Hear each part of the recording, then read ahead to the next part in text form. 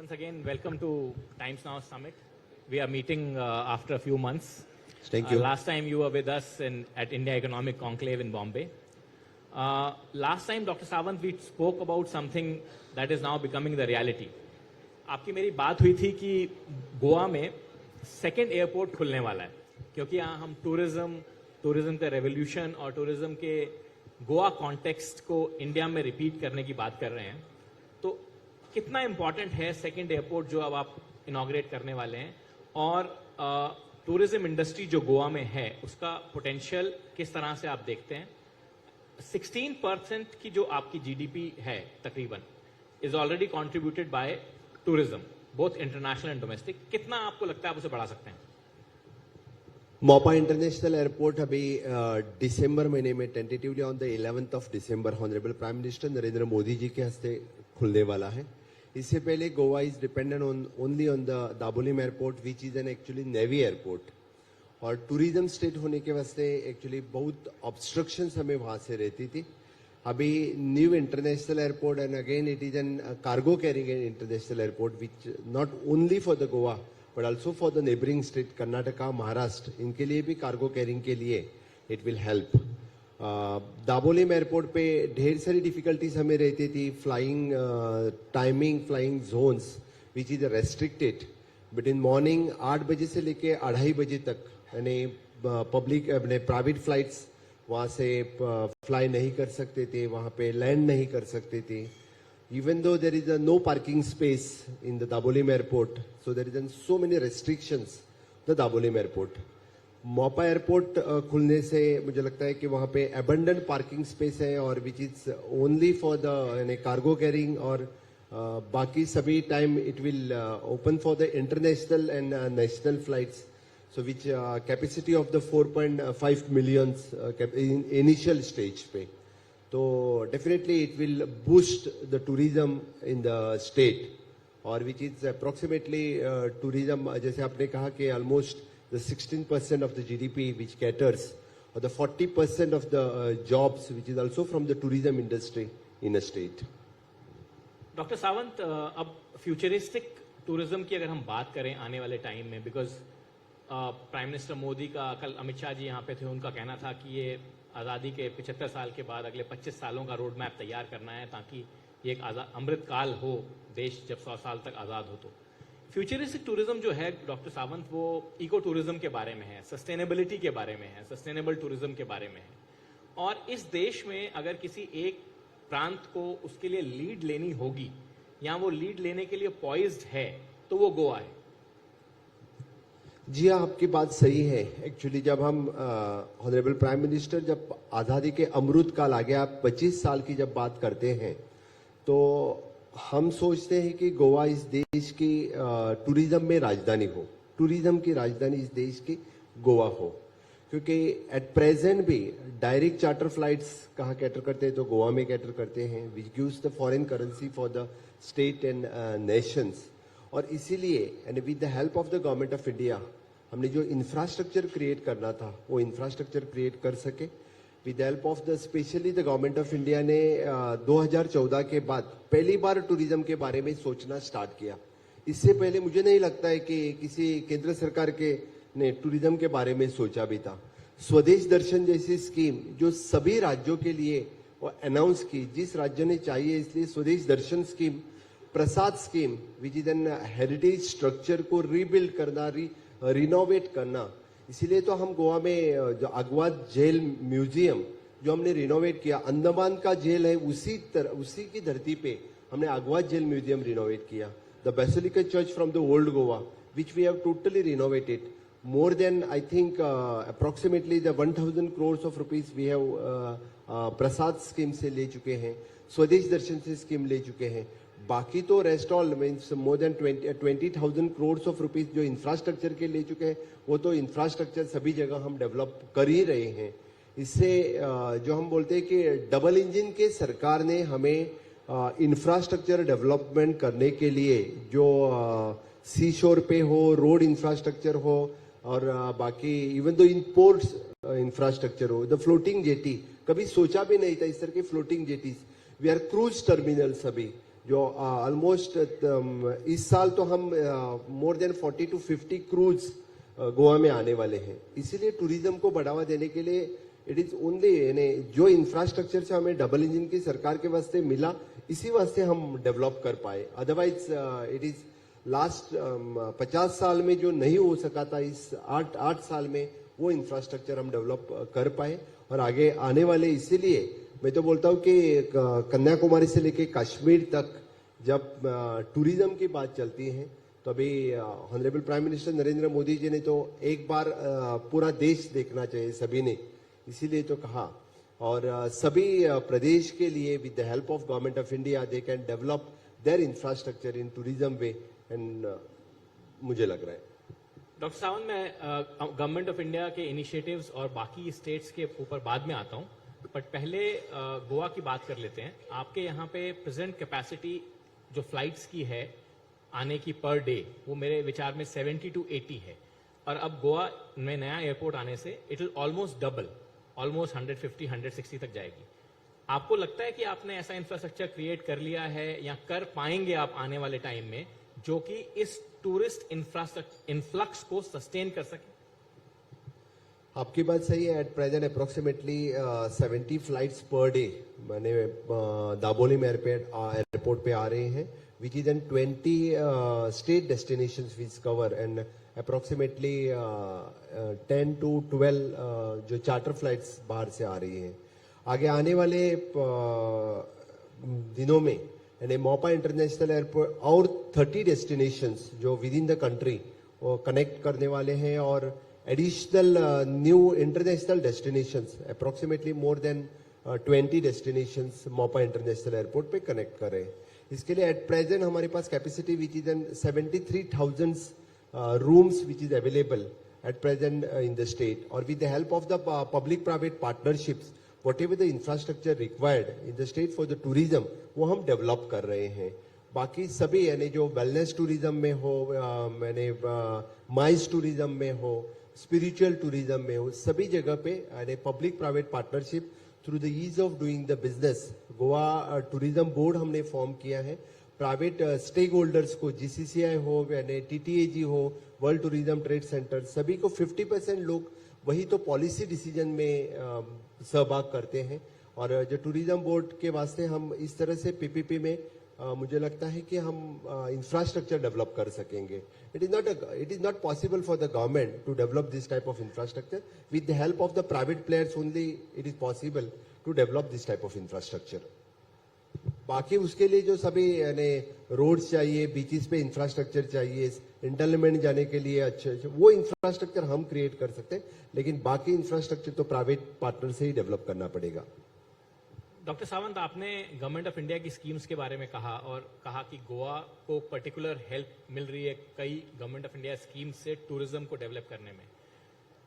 Do you think the rest of the country and other states, particularly states that have tourism potential, वो भी government of India की इन schemes की मदद लेकर के टूरिज्म को डेवलप कर सकते हैं? आपके अपने बॉर्डरिंग एरियाज गोवा के जो हैं महाराष्ट्र के साथ में, वो भी शायद उतने ही सुंदर बीचेस और कोस्ट लाइन है जिनको डेवलप किया जा सकता है, और गवर्नमेंट ऑफ इंडिया की इस तरह की स्कीम्स हैं जो प्रमोट कर पाएंगे? गवर्नमेंट ऑफ इंडिया की जो स्वदेश दर्शन स्कीम है that is open for all the states, they can develop their infrastructure. मुझे लगता है कौन सी भी स्टेट जो ये स्कीम लेके खुद का इंफ्रास्ट्रक्चर डेवलप कर सकते हैं। प्रसाद स्कीम जो सभी स्टेट डेवलप कर सकते हैं, और खास करके द गवर्नमेंट ऑफ इंडिया ने they have given the separately 300 crores of rupees to celebrate Goa at rate 60। तो इससे हमने फोर्ट हो, चर्चिस हो, टेम्पल्स हो, रोड इंफ्रास्ट्रक्चर हो, इवन दो द इंटरलैंड टूरिज्म के वास्ते बाकी इंफ्रास्ट्रक्चर हम डेवलप कर सके। बाकी स्टेट भी इसी तरह से डेफिनेटली डेवलप कर सकते हैं, तभी यानी डोमेस्टिक टूरिस्ट हो या इंटरनेशनल टूरिस्ट, इंफ्रास्ट्रक्चर अच्छा होने के वास्ते ही आ सकते हैं। और खास करके मैं ऐड करूंगा विच इज द स्वच्छ Bharat mission honourable prime minister ने जो स्टार्ट किया, that have given the boost for the tourism in India. 2014 में जब तक बीचेस क्लीन नहीं रहेंगे तो कोई नहीं आएगा वहां पे। On the cleanliness drive, beach clean रखने के लिए, सेफ्टी टूरिज्म के लिए we are spending so much things for the cleanliness. Doctor Sawant, Goa आपको यहाँ सारी ऑडियंस जितनी भी है बाहर और अंदर, सब लोग टूरिज्म में नंबर 1 टूरिज्म के स्पेक्ट्रम से ही देखते हैं लोग गोवा को, नंबर 1 उनका। अब यहाँ हमारा टॉपिक है कि how can you revolutionise tourism in coming days in this country.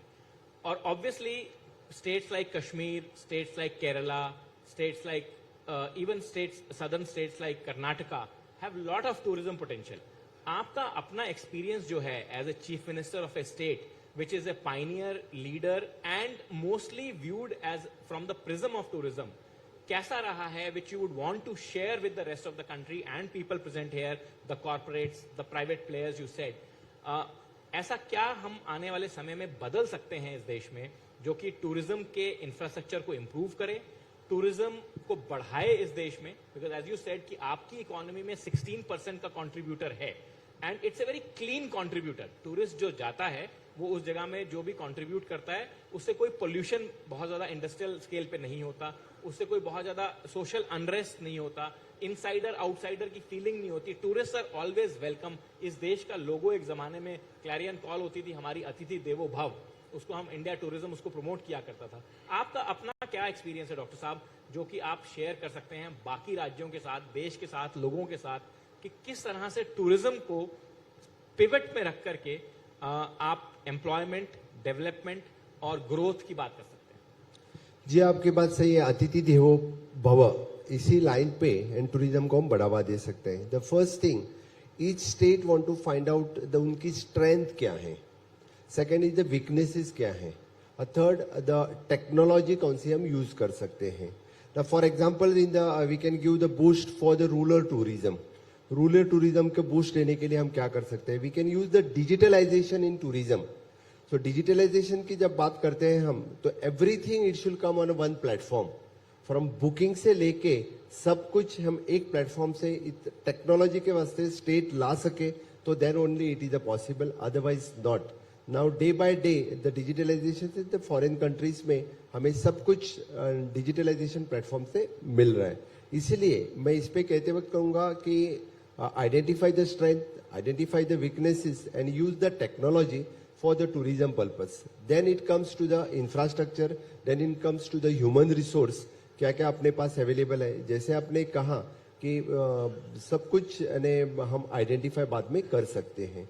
इसलिए स्ट्रेंथ की देखते हैं तो रूरल टूरिज्म में हम agriculture tourism, eco tourism, wellness tourism, spiritual tourism, इसको सब मार्क करके हम we can promote it. The marketing in honourable prime minister जो वोकल फॉर लोकल की जो बात कही थी, it is again the same thing. हमारे जो गांव विलेजेस में क्या है उसको प्रमोट करने के लिए हमने टूरिज्म को बढ़ावा देना पड़ेगा। दैट इज वीकनेसेस कौन से हैं, उस वीकनेसेस के ऊपर हमें ओवरकम करना पड़ेगा, then only it is possible.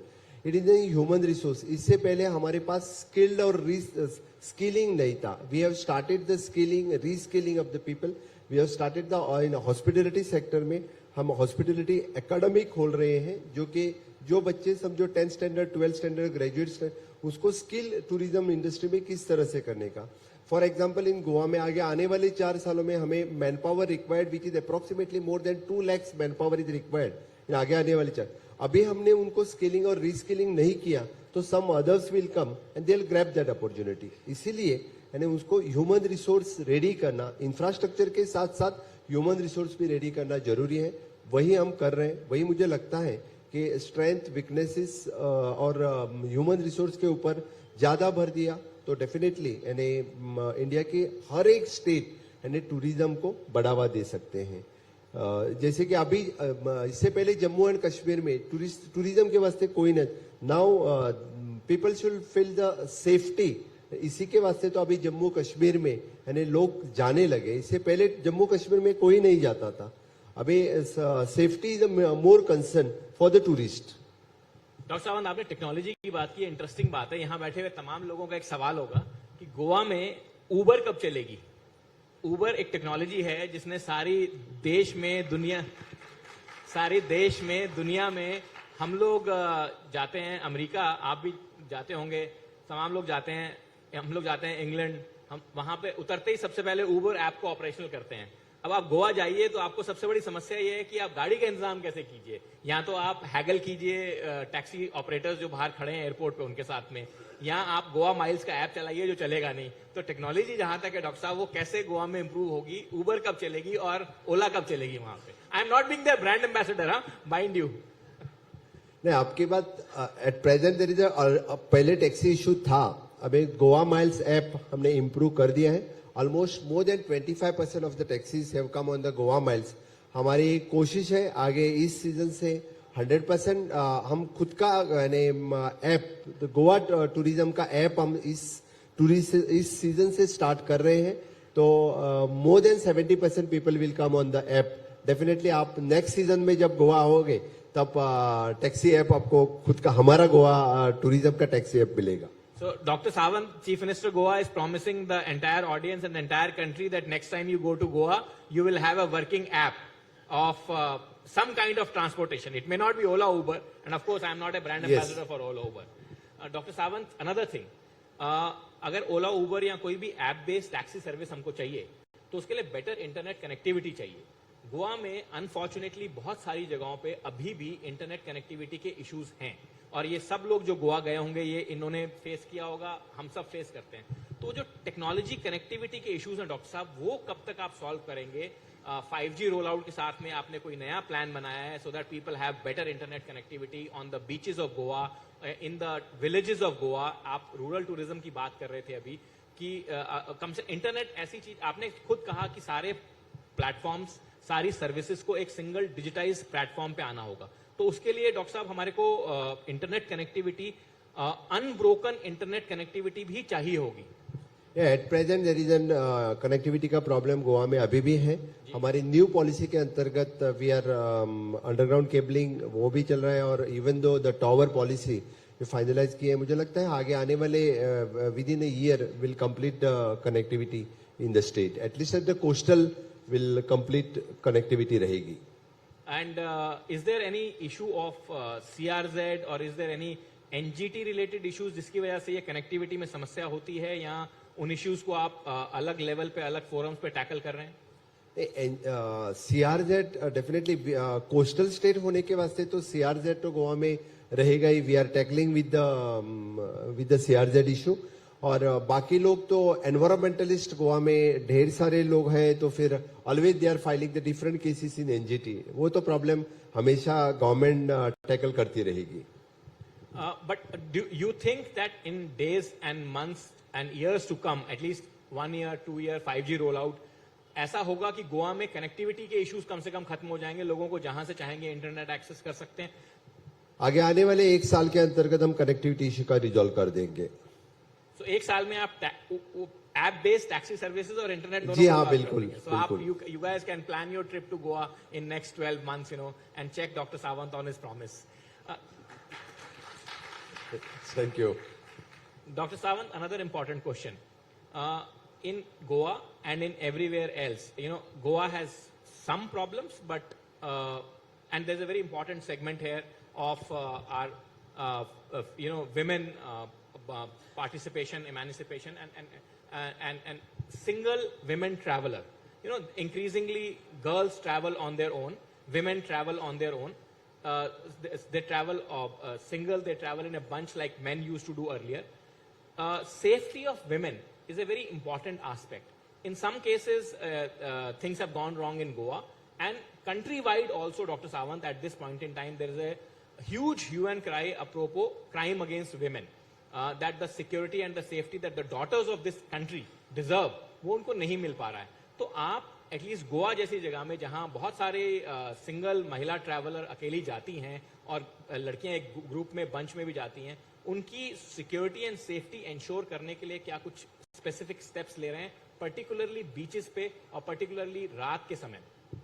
Goa में हमेशा के लिए वुमेन सेफ्टी के लिए प्रायोरिटी दी है, और गोवा पुलिस ने pink force specially for the womens हमने स्टार्ट किया है। हमेशा के वक्त यानी कोस्टल बीचेस पे हो या पुलिस स्टेशन पे हो, यानी women police with total pink police force, the vehicle, उसमें सभी वुमेन ही जो रहते हैं, जो हमेशा एक कॉल पे यानी वुमेन पुलिस एट 24/7 हमेशा के लिए अलर्ट रहते हैं, कभी भी कॉल किया तो उस वक्त वहां पे पहुंच जाते हैं। This is the speciality Goa में है। बाकी तो टूरिस्ट पुलिस है जो हमेशा के लिए अवेलेबल है। एवरी पुलिस स्टेशन पे वुमेन PSI अवेलेबल है। 24/7 कॉल सेंटर 100 डायल वो या 102 डायल वो, तो with in the 5 to 10 minutes police वहां पे पहुंच जाती है। यानी सेफ्टी इश्यूज पे गोवा हमेशा के लिए तत्पर रहता है। और डॉक्टर सावंत, अब मैं आपसे जनरल पूरे देश के सिलसिले में ये सेम सवाल पूछता हूं।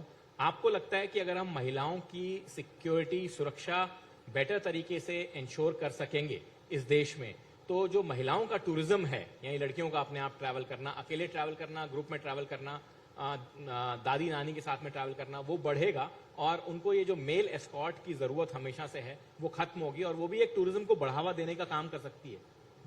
जी, आपकी बात सही है। हमारे मैंने हमेशा के लिए मैंने वुमेन्स को भी सिंगल ट्रैवल करना हो या वुमेन्स ग्रुप में ट्रैवल करने चाहिए और उनके सभी जगह पे सेफ्टी सिक्योरिटी होनी चाहिए, ऐसे मुझे लगता है, और सभी ने उसकी चिंता करनी चाहिए।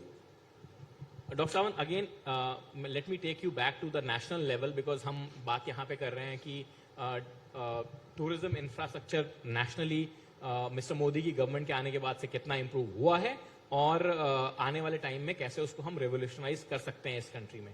डॉक्टर सावंत, मकाऊ जैसे कंट्री हैं, आपकी मेरी दिन में बात हो रही थी, मकाऊ जैसे कंट्री हैं, ग्लोबली दुनिया में सबसे ज्यादा टूरिस्ट जाते हैं।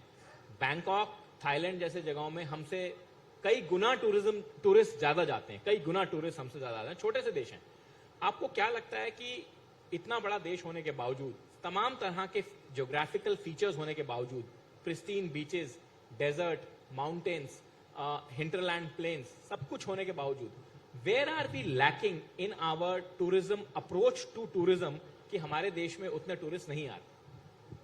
लास्ट 60 साल में हमने कभी टूरिज्म इंडस्ट्री के ऊपर फोकस ही नहीं किया है। इसलिए जैसे आपने कहा कि पूरे हमारे हिंदुस्तान में डेजर्ट है, सीशोर है, हिमालयन है, इंटरलैंड है, सब कुछ है। यहाँ पे क्या नहीं है आप बताओ मुझे? सब कुछ है। ये होते हुए भी हमारा देश टूरिज्म में बहुत ही पीछे था। अभी रिसेंटली जो सर्वे आया 2017 का, उसमें हम 12 नंबर पे आके रुके हैं। वो भी यानी 2014 के बाद जो रिवीजन इंफ्रास्ट्रक्चर में हुआ उसी के वास्ते हुआ। अदरवाइज कभी भी टूरिज्म इंडस्ट्रीज के बारे में सीरियसली नहीं सोचा था। आप नॉर्थ ईस्ट में देखो, जब तक यानी एक्चुअल इंफ्रास्ट्रक्चर क्रिएट नहीं होगा तब तक लोग ट्रैवल नहीं कर सकेंगे। इसीलिए मैं बार बार कह रहा हूं कि there should be the safety, there should be the security, there should be the infrastructure, there should be the human resource और डिजिटलाइजेशन। इनके ऊपर ही फोकस देना पड़ेगा। 2014 के बाद यानी जो ह्यूज इंफ्रास्ट्रक्चर रेडी होने लगा, इसी के वास्ते टूरिस्ट यानी with in the country travel करने लगे, आउटसाइड द कंट्री यानी लोग अपने देश में आने लगे हैं। यानी इसीलिए हमने इंफ्रास्ट्रक्चर के ऊपर ज्यादा फोकस करना उचित रहेगा, डिजिटलाइजेशन के ऊपर फोकस करना उचित रहेगा। Again it depends upon the state government. बाकी स्टेट गवर्नमेंट किस तरह से इंफ्रास्ट्रक्चर डेवलप करते हैं इसके ऊपर डिपेंड है। डॉक्टर सावंत, ये सारे इंटरनल फैक्टर्स आपने कह दिए।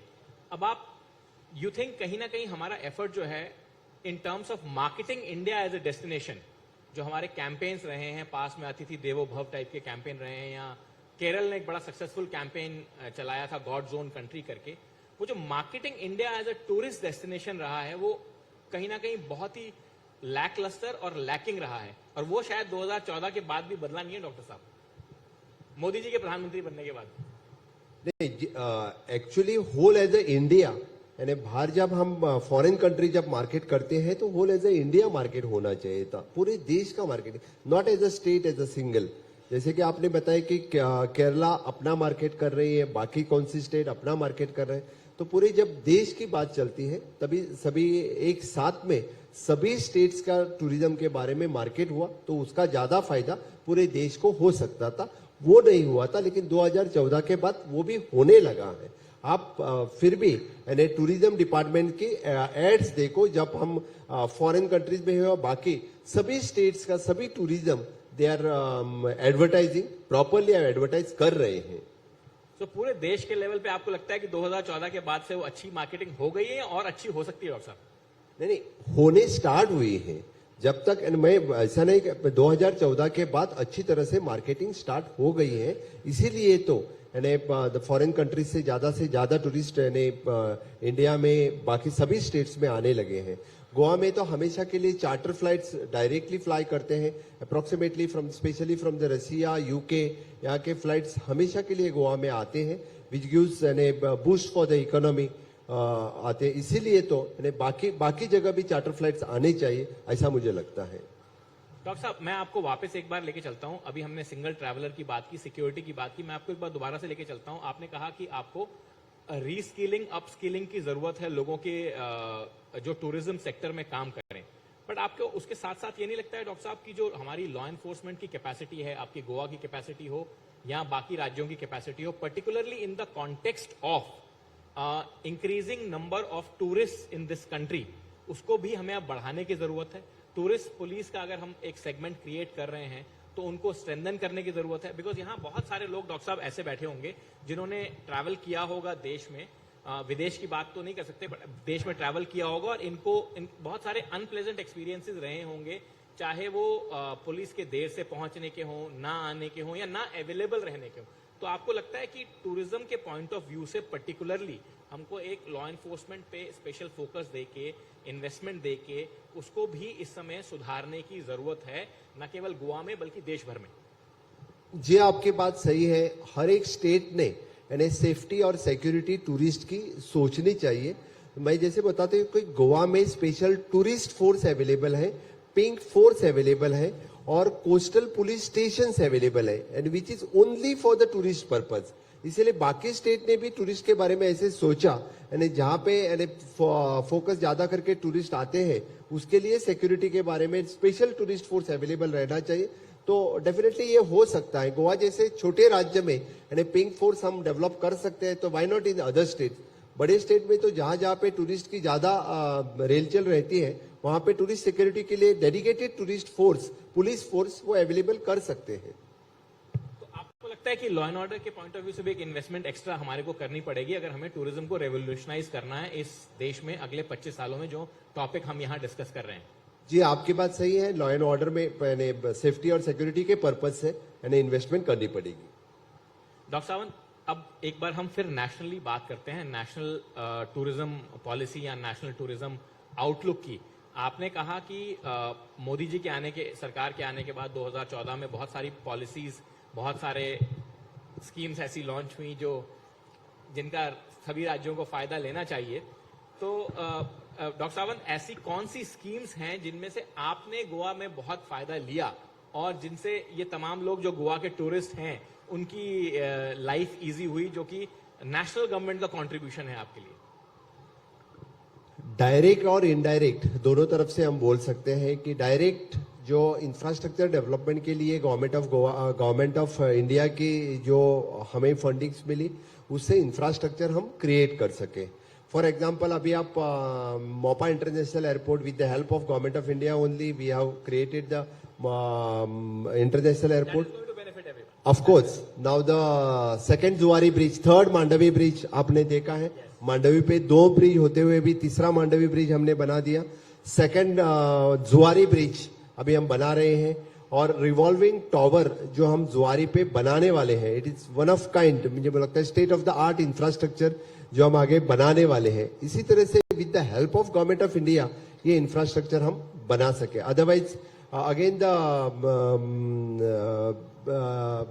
जो टूरिज्म इंफ्रास्ट्रक्चर की बात कही, तो जो स्पेशली बीचेस पे ब्लू बीच जो इंफ्रास्ट्रक्चर, बाकी स्वदेश दर्शन, प्रसाद, आर्कियोलॉजी और आर्काइव्स के जो बाकी सभी स्कीम्स जो हम आर्कियोलॉजी और आर्काइव्स प्रमोट करने के लिए, हेरिटेज टूरिज्म प्रमोट करने के लिए, इंटरलैंड टूरिज्म प्रमोट करने के लिए, कैप्टन ऑफ पोर्ट के through all the jetties development, इसके लिए जो हम प्रमोट कर रहे हैं, that all the scheme each and यानी आजादी का अमृत महोत्सव, इसी के ऊपर ऑनरेबल प्राइम मिनिस्टर ने जो आत्मनिर्भर भारत योजना निकाली, उस आत्मनिर्भर भारत योजना के अंतर्गत कोविड के बाद हर एक डिपार्टमेंट की अलग स्कीम थी और हर एक डिपार्टमेंट्स के थ्रू मुझे लगता है हर एक स्टेट्स को अलग से वो स्कीम प्रमोट की थी।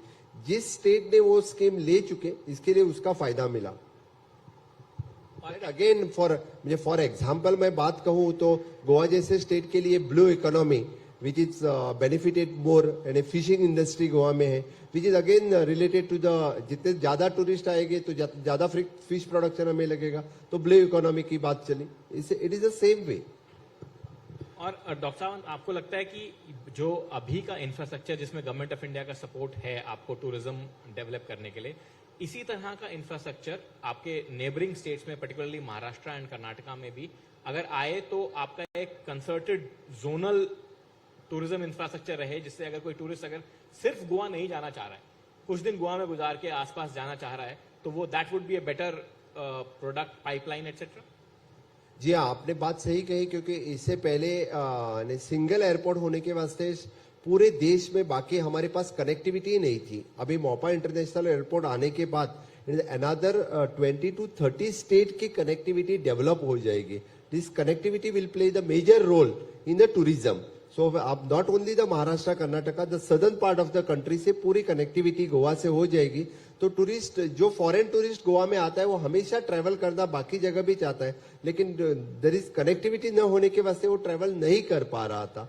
इसीलिए मुझे लगता है this will help more for the tourism. Doctor Sawant, एक कंसर्न रहता है लोगों का गोवा को लेके पर्टिकुलरली, वो कंसर्न शायद और राज्यों में भी रहता होगा, लेकिन गोवा चूंकि छोटा राज्य है और लोग काफी ट्रैवल कर लेते हैं वहां पहुंचने के बाद, कि जो रूरल इंफ्रास्ट्रक्चर है, जैसे अगर आपको पैंजिम से मॉर्जिम जाना है तो उसमें जो सड़कें हैं या जो जिस तरह का आपका पैंजिम का इंफ्रास्ट्रक्चर है, जो आप हाईवेज डेवलप कर रहे हैं, वो उसको मैच नहीं करता है।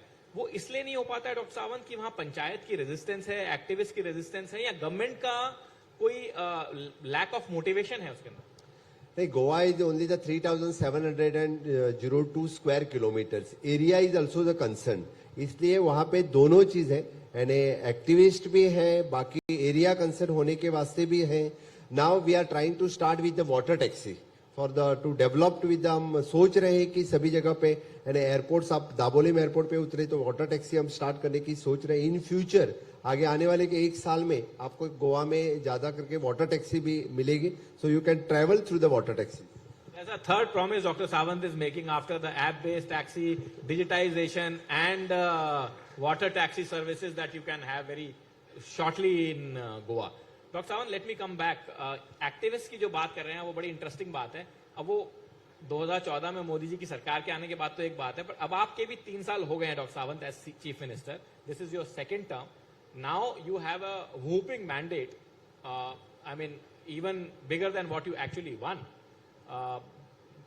Now in this situation, I'm quite sure that you have become quite an expert, Dr. Sawant, in handling all kind of activists and all kind of activism in Goa. तो अब आप ये बहाना नहीं ले सकते हैं डॉक्टर सावंत की इस गोवा प्रदेश के विकास को रोकने के लिए कुछ ऐसी शक्तियां हैं जो काम नहीं होने दे रही। ये बहाना अब आप नहीं ले पाएंगे डॉक्टर सावंत, समय अब आपके पीछे है।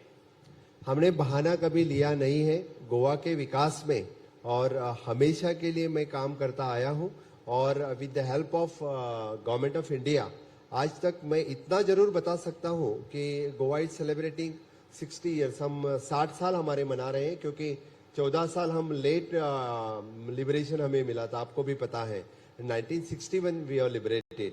उसके बाद में भी comparison with the smaller state Goa की जो विकास हुआ है बहुत अच्छा विकास हुआ है, लेकिन लास्ट 10 साल में जो 50 साल में न हो सका था उतना अच्छा विकास हम 2012 से लेके 2022 तक हम कर पाए, चाहे वो इंफ्रास्ट्रक्चर डेवलपमेंट में हो, चाहे वो ह्यूमन डेवलपमेंट में हो। खास करके ऑनरेबल प्राइम मिनिस्टर का जो विजन आत्मनिर्भर भारत जो उनका विजन था, वो विजन हमने स्वयंपूर्ण Goa means the self reliant Goa में कन्वर्ट कर पाए। उसकी कॉग्निजेंस गवर्नमेंट ऑफ इंडिया ने खुद ऑनरेबल प्राइम मिनिस्टर ने ली, और विच स्वयंपूर्ण गोवा के प्रोग्राम के अंतर्गत हम हर विलेज तक पहुंचे हैं, which is an self reliant agriculture, horticulture, pisciculture, dairy और including the skill development. The Swayampurna Goa 2.0 जो मिशन हमने स्टार्ट किया, इसमें हमने इस बार ज्यादा करके यानी फोकस किया है which is N skill employment पे, स्किल डेवलपमेंट पे।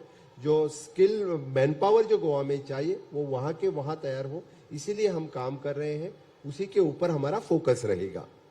डॉक्टर सावंत, एक नेचुरल सा चैलेंज रहता है हमेशा जब भी टूरिज्म बढ़ता है किसी में। आपने खुद ही कहा कि बहुत छोटा सा प्रदेश है, 3702 स्क्वायर किलोमीटर का, आबादी भी बहुत लिमिटेड है। ओरिजिनली 15 लाख की शायद आबादी होती थी, अब बढ़ गई होगी शायद कुछ। एक नेचुरल कंसर्न रहता है कि बहुत सारे टूरिस्ट अगर कहीं जाएंगे, गोवा इस देश की और इंटरनेशनली भी एक नंबर 1 टूरिस्ट डेस्टिनेशन में आती है, बहुत सारे टूरिस्ट कहीं जाएंगे तो एक लोकल्स वर्सेस आउटसाइडर्स का कॉन्फ्लिक्ट और एक इकोसिस्टम जो है, जो इकोलॉजी है एक्चुअली, उसके खराब होने का रिस्क, वो दोनों ही बड़े बनते हैं। और अभी वहां गोवा में मैं देख रहा हूं कि एक रेजिस्टेंस आ रही है कि पर्टिकुलरली आपके पॉलिटिकल ओपोनेंट्स का ये कहना होता है कि कोशिश ये है डॉक्टर सावंत की सरकार की, बीजेपी की सरकार की, कि किसी तरह का गोवा के विलेजेस में घुसा जाए, गोवा के विलेजेस की जो प्रिस्टीननेस है उसको खत्म किया जाए, वहां पे एंट्री की जाए। तो how will you put a safeguard against that doctor Sawant, because वो बहुत इंपॉर्टेंट होगा पर्टिकुलरली आपकी लोकल पॉपुलेशन के पॉइंट ऑफ व्यू से। सस्टेनेबल टूरिज्म की हम बात कर रहे हैं, जैसे कि आपने कहा कि लोकल वर्सेस आउटसाइडर्स, ये टूरिज्म के वास्ते कभी नहीं होता है। अतिथि देवो भव, इसी लाइन पे सभी टूरिज्म इंडस्ट्री का, लोगों का हमेशा के लिए अभी विलेजेस में भी स्वागत करने लगे हैं और हमेशा के लिए इससे आगे भी इंटरलैंड टूरिज्म को बढ़ावा देने के लिए हमेशा के लिए अभी होम स्टे जो कंसेप्ट अभी गोवा में स्टार्ट किया है, गोवा के रिमोट विलेजेस में भी अभी जैसे सांगे कैपे जैसे विलेजेस में जहां स्ट्रॉबेरी तैयार होने लगे, वहां पे home stay concept, bed and breakfast concept पे होम स्टे कंसेप्ट स्टार्ट किया है। मुझे लगता है कि इससे ज्यादा बढ़ावा और टूरिज्म को देंगे, यानी 15 लाख पॉपुलेशन में भी we are catering the more and more tourism और द क्वालिटी टूरिस्ट हम सोच रहे हैं कि गोवा में आने की बात हम कर रहे हैं। तो आपको लगता नहीं है कि उससे कोई गोवा की जो फ्रेजाइल इकोलॉजी है, या लोगों का कहना है कि वेस्टर्न घाट्स का इकोसिस्टम बहुत फ्रेजाइल है, उसको कोई खतरा, या आपको लगता नहीं है कि उससे कोई चैलेंजेस आपके सामने आएंगे जिनको आपको पर्टिकुलरली आने वाले टाइम में डील करना पड़ेगा एज ए गवर्नमेंट? वो तो वेस्टर्न घाट्स और इसके लिए तो हम हमेशा के लिए डील तो कर ही रहे हैं, लेकिन डेफिनेटली जब टूरिज्म इकोनॉमी की बात रही तो हम सस्टेन करके ही हमें आगे जाना पड़ेगा। इससे आगे यानी अब तक सिर्फ ओनली द सी शोर पे टूरिज्म लाइंस रहते थे, now the people are going towards the hinterland, तो फिर वहां पे भी टूरिज्म इंफ्रास्ट्रक्चर डेवलप करना ये हमारे लिए उचित रहेगा, क्योंकि टू सस्टेन करने के लिए that much infrastructure we need to create. Doctor Sawant, आपके बड़े इंफ्रास्ट्रक्चर प्रोजेक्ट्स जो हैं, अब ये मुझे नहीं पता कि पूरे देश का ये हाल है, लेकिन आपके गोवा के जो बड़े इंफ्रास्ट्रक्चर प्रोजेक्ट्स हैं वो हमेशा कंट्रोवर्सी में फंस जाते हैं। वो आपका एक रेल लाइन बन रही थी, उसको लेके बहुत विवाद हुआ कि साहब ये तो माइनिंग एक्सप्लॉयटेशन कोल को लेकर के है, और इलेक्ट्रिसिटी को लेकर के जब इलेक्ट्रिसिटी का पावर ग्रिड को एक्सपैंड करने की बात हुई, उसको लेके भी काफी कंट्रोवर्सी हुई कि साहब इसके लिए बहुत सारे पेड़ काट दिए जाएंगे। तो ऐसे चैलेंजेस में जो इंफ्रास्ट्रक्चर बड़े प्रोजेक्ट्स हैं उनको इंट्रोड्यूस करने में गोवा जैसे स्टेट में, डू यू थिंक कि आप you can find your way taking people along, या ये चैलेंजेस रहेंगे और उसके साथ ही काम करना पड़ेगा? What do you see as a future road map on that? आपने जो कहा कि बड़े इंफ्रास्ट्रक्चर प्रोजेक्ट, ये आपकी बात सही है कि हमेशा के लिए गोवा में एनवायरनमेंट के वास्ते कंसर्न रहते हैं, लोग भी कंसर्न रहते हैं, environmentalist also always going in the supreme court, NGT में गवर्नमेंट के खिलाफ केसेस फाइल करते रहते हैं। आपकी बात सही है। यानी आप नेशनल हाईवे की बात कर रहे थे, रेल प्रोजेक्ट की बात कर रहे थे, आप Tamnar project which is electricity project की बात कर रहे थे, लेकिन according to the supreme court instructions only we are going ahead with the Tamnar project, अपने नेशनल हाईवे प्रोजेक्ट और रेल प्रोजेक्ट के बारे में। इसके सिवा यानी हम ecology, flora and fauna disturb नहीं करना चाहते। Government is also very much concern about the environment of state. Do you think, Dr. Sawant, is there any truth in the allegation that is leveled against your government कि आप गोवा के जो गांव हैं उनमें पुश करना चाहते हैं कमर्शियल एक्टिविटीज को, और इसीलिए पंचायतों से रेजिस्टेंस आती है और इसलिए आप उसको वो पॉलिटिकल एक मूवमेंट बन जाता है जिसको आप एक्टिविस्ट की बात कर रहे हैं? जी नहीं, हम किसी पुश नहीं करना चाहते हैं, लेकिन अभी गोवा नॉट ओनली आपने भी देखा होगा, क्योंकि पूरे कोस्टल बेल्ट में सभी विलेज पंचायत एरिया तो है, जहाँ पे हमारे कोस्टल बीचेस है, सीनिक बीचेस है, which is again the panchayat areas है, वहां पे अभी 5 स्टार होटल्स इंफ्रास्ट्रक्चर डेवलप करने लगा. There is a clashes between the people, environmentalist and infrastructure grade होने, तो वहां केसेस बाकी सब कुछ फाइल करने रहते हैं. लेकिन गवर्नमेंट इज इंटेंशन इतने टूरिस्ट हमें हैंडल करना है, तो that type of infrastructure is required in the state. Can you explain this to Goans? हाँ, तो मैं आपको एक बात बता देता हूं, क्योंकि 2022 के इलेक्शन से पहले मैंने यही तो एक्सप्लेन किया, वो करने के बाद भी मुझे मेजोरिटी मिली है, तो लोगों को पता चला है, and this is the way you want to go ahead. तो मतलब आप ये कहना चाह रहे हैं कि गोवंस ने आपकी बात मान ली है? जी हाँ, बिल्कुल. नहीं तो नहीं मानते तो 2022 में मैं रिपीट नहीं होता था. और अब बाकी लोगों को देश में आपको ये बात मनाने की जरूरत है कि economically sustainable and ecologically feasible development, और you can put it in reverse also, is possible. जी हाँ, मैं एक बात कहूंगा कि economically sustainable, okay, and ecologically हमने डेवलपमेंट करनी चाहिए. हाँ जी हाँ, थोड़ी बहुत तो एनवायरमेंटल डैमेज तो होती है, मैं ना नहीं कहूंगा, लेकिन हमें डेवलपमेंट करनी चाहिए. तो इस तरह से आगे जाना जरूरी है. Otherwise it is not possible for the any state, for the any government to do the development. इसीलिए लोगों ने भी सोचना चाहिए, हमें डेवलपमेंट चाहिए तो थोड़ा बहुत कष्ट सहन करना पड़ेगा.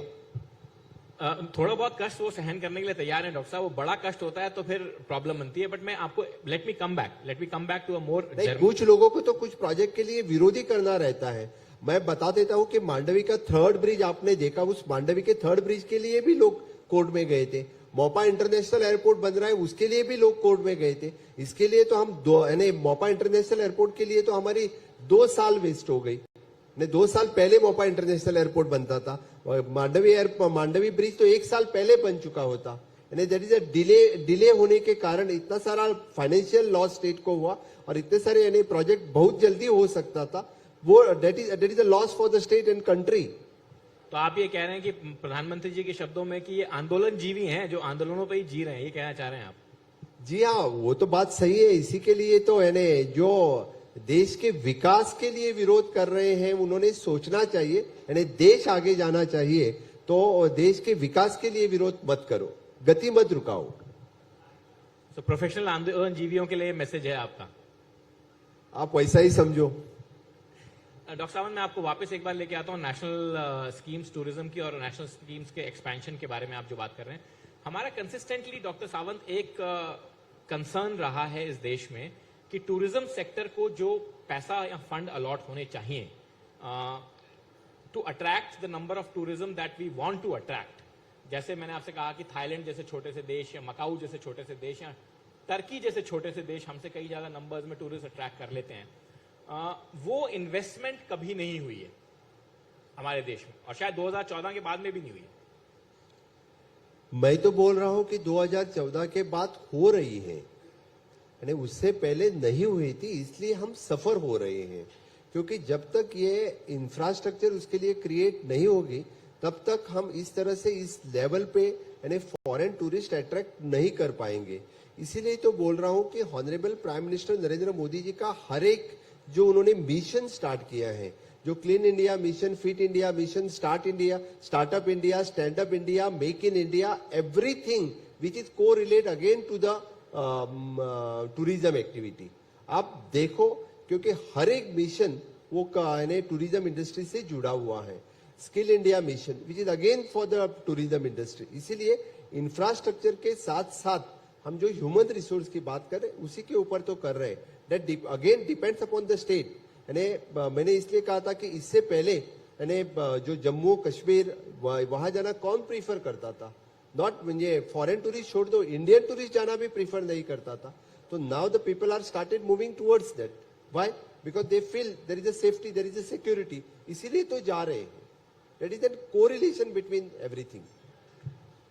So my last question, Dr. Sawant, because our next guest, Mr. Rijiju, is a very busy man and he has to go to the President House after this, and I will not hold him back. आपको तो मैं थोड़ा देर रुकने के लिए request करूंगा. Doctor Sawant, मैं आपसे एक सवाल ये फाइनली ये पूछना चाहता हूं कि आपका जो इंफ्रास्ट्रक्चरली इन्वेस्टमेंट रिक्वायर्ड, जैसा कि चाहे वो टेक्नोलॉजी के पॉइंट ऑफ व्यू से इंटरनेट में इन्वेस्टमेंट या बाकी सारे इन्वेस्टमेंट्स जो रिक्वायर्ड हैं आपके, एटलीस्ट गोवा को टेक्नोलॉजिकली साउंड करने के लिए, are you on road to do that in coming years, in a few years time, that you will be able to say कि हमने टेक्नोलॉजिकली साउंड अब गोवा को ऐसा कर दिया है कि कोई अगर वर्क फ्रॉम गोवा करना चाहता है, जैसा कि एक मूवमेंट है पूरा का पूरा वर्क फ्रॉम गोवा पैंडेमिक के जमाने में, या इंटरनेट से कनेक्टेड रहना चाहता है गोवा में, तो किसी भी हिस्से में उसको प्रॉब्लम नहीं होगी? Are you on that road? Yes, आपने जो बात कही है कि वर्क फ्रॉम गोवा, इसी के ऊपर हम हर घर फाइबर, जैसे हर घर नल से जल, वो स्कीम तो हमने कंप्लीट कर दी है। और अभी इस टेन्यूअर में आगे आने वाले 2 साल में हम हर घर फाइबर लोगों को देना चाहते हैं। तो फिर डेफिनेटली स्टेट टेक्निकली हम टेक्नोलॉजिकली हम साउंड करना चाहते हैं, क्योंकि हर घर फाइबर लोगों तक पहुंचाया तो फिर anyone can work from home, work from Goa, इस तरह से एनवायरनमेंट हम करना चाहते हैं। At present with the tourism and IT industries दोनों को हम साथ में मिला के, यानी हम जैसे सोचते हैं कि गोवा राज्य इस देश के पर्यटन की राजधानी बने, इसीलिए हम काम कर रहे हैं। और डेफिनेटली आगे with the help of the double engine, हमने आज तक इतना इंफ्रास्ट्रक्चर बनाया और आईटी टेक्नोलॉजी में भी हम with the help of the government of India हम ये इंफ्रास्ट्रक्चर डेवलप करेंगे, ये मुझे आशा है। और पोल्यूशन मुक्त स्टेट बनने के लिए तो मुझे आई फील प्राउड, क्योंकि इतना तो सही है कि गोवा में कम से कम दिल्ली जितना पोल्यूशन तो नहीं है। दिल्ली की मुख्यमंत्री नहीं है यहाँ पे, इसलिए मैं अभी कुछ नहीं कहूंगा उनके बारे में। But doctor Sawant, thank you very much for to you, specially coming from Goa, and that work from Goa का candidate number 1 is me. Thank you. तो फिर मैं आप सभी लोगों को, यानी जी हाँ बिल्कुल, कम से कम जैसे ऑनरेबल प्राइम मिनिस्टर ने कहा है कि कम से कम हमने इस आजादी के 75 साल में देश में 15 टूरिस्ट डेस्टिनेशन तो देखना चाहिए, उसमें से एक आपका गोवा जरूर हो, इतना जरूर बता दूंगा। और जय हिंद, जय भारत।